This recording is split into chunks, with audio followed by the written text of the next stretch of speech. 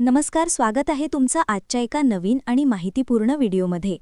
इंदुरीकर महाराजांवर कोसळला दुःखाचा डोंगर।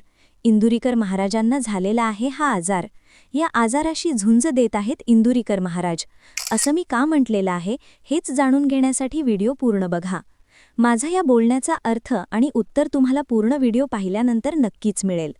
आता असा कोणता त्रास आहे जो इंदुरीकर महाराजांना होत आहे किंवा असा कोणता आजार आहे जो इंदुरीकर महाराजांना झालेला आहे ज्याबद्दल आजपर्यंत इंदुरीकर महाराज आपल्या कीर्तनामध्ये कधीही बोलले नाहीत।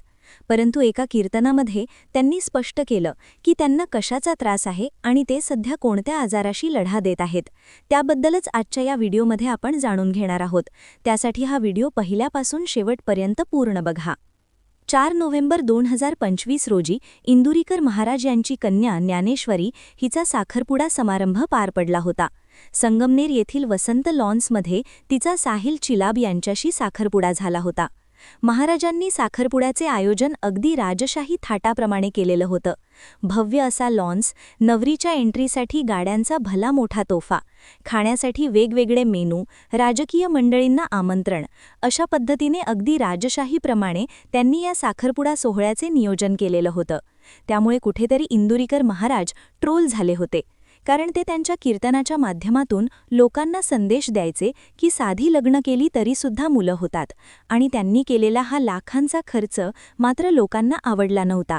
त्यामुळे लोकांनी सोशल मीडियाच्या माध्यमातून महाराजांवर टीका टिप्पणी केली होती। यावर काही महाराज लोकांनी स्पष्टीकरण दिलं होतं की महाराजांनी फक्त त्यांच्या मुलीची हौस पूर्ण केली, वडील म्हणून एक बापाचं कर्तव्य निभावलं म्हणून त्यांनी हा साखरपुडा समारंभ मोठा केला।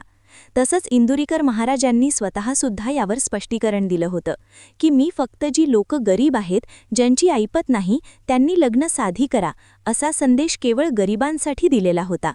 अशा पद्धतीने इंदुरीकर महाराजांनी देखील स्पष्टीकरण दिलेलं होतं। पण तरी देखील लोकांनी या प्रकरणाने खूप वर उचलून घेतलं आणि खूप वेगवेगळ्या पद्धतीने त्यांनाच नाही तर त्यांच्या मुलीच्या अंगावरच्या कपड्यांवरून सुद्धा ट्रोल केलेलं होतं। त्यानंतर काही दिवसांनी इंदुरीकर महाराज भडकले आणि त्यांनी त्यांची मतं मांडली होती। ते बोलले होते की राजकीय मंडळी एवढा पैसा उधळतात, त्यांना तुम्ही बोलायला जात नाहीत, मग मी पैसा खर्च केला तर तुमचं काय गेलं?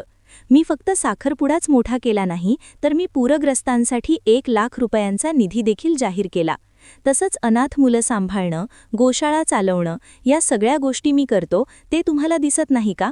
फक्त मी थोडेफार पैसे माझ्या मुलीसाठी खर्च केले तर ते तुम्हाला दिसलं? यापुढे अजून ते भडकून बोलले, साखरपुडा तर मी छोटा केला, लग्न याहून देखील मी मोठं करेन, अगदी लाखांचा कोटींचा खर्च करून करेन, तुम्हाला जे करायचं ते करा, असं सुद्धा ते बोलले होते। तसेच माझ्या मुलीच्या कपड्यांवरून बोलले, आता मी कीर्तनाची सेवा खाली ठेवतो, असं सुद्धा महाराज बोलले होते। परंतु त्यांनी काही कीर्तन सेवा बंद केली नाही, त्यांनी कीर्तन चालूच ठेवलं।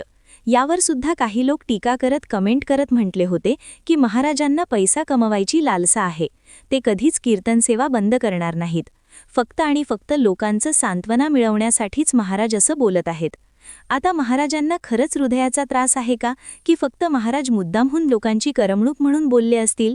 याबद्दल तुम्हाला काय वाटतं? तुमच्या प्रतिक्रिया देखील आम्हाला कमेंट करून नक्की सांगा आणि आवाज महाराष्ट्राचा YouTube चॅनलला सबस्क्राईब करायला विसरू नका। धन्यवाद।